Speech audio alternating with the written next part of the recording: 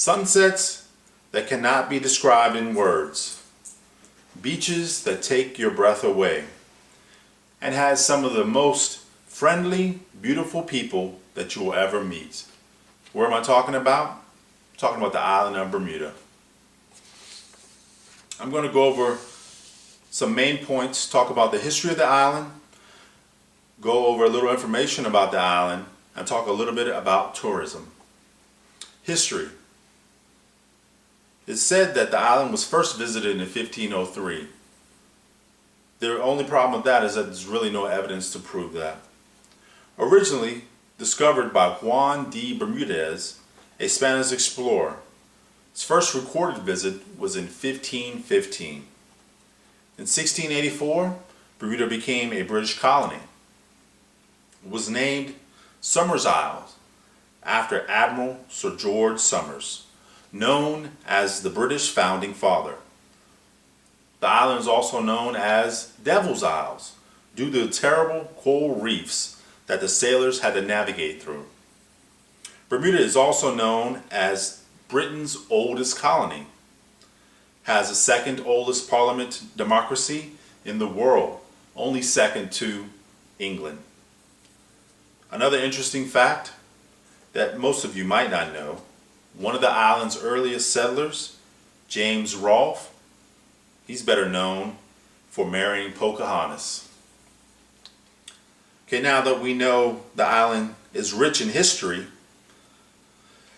let's get into some of the other interesting things that most people ask, questions that most people ask. Some of the island's information. It's located approximately 640 miles off the coast of North Carolina. Approximately from Baltimore is about a 2.5-hour flight. The island is approximately 21 square miles. At its widest point, only 1.5 miles wide. Has a population of 68,000, made up of 150 islands, with the larger ones connected by bridges and causeways. The capital was Hamilton. Has a very wealthy economy. But it's also dependent on imports. Okay, you know where the island is located and what it's actually made up of. Now I'm going to talk about some of the other attractions, mostly tourism. First of all, it's definitely not cheap to travel to Bermuda. The good thing about that is that come spring break time, you don't find a lot of kids or a lot of teenagers running around the island just there to have fun. So that's a good thing. Summertime can get a little warm. The average temperature is in the 80s with a high humidity. Winters are average with a temperature of approximately 65 degrees. At this time of the year, it's a great time to go golfing and visit some of the world's best golf courses. While there, for travel, most tourists use the bus system or taxis, and if they feel a little adventurous, they rent mopeds. The only thing with the mopeds is that you have to be very careful and remember to stay on the left-hand side of the road. And the roads get very slick when it rains.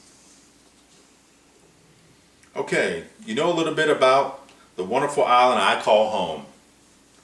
Every year, I try to get a friend or a member of my American family to go visit and have an unforgettable experience of their own. This amazing place has so much to offer.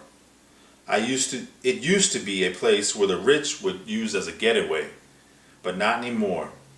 As with any trip you take, make sure you check online for any deals available. As described by tripreport.com, the island is characterized by its pale pink, sandy beaches, azure seas, colorful reefs, and quaint colonial towns. I find it hard to think of any other place to visit. When you say the word Bermuda, most people think of the pink coral beaches and turquoise waters.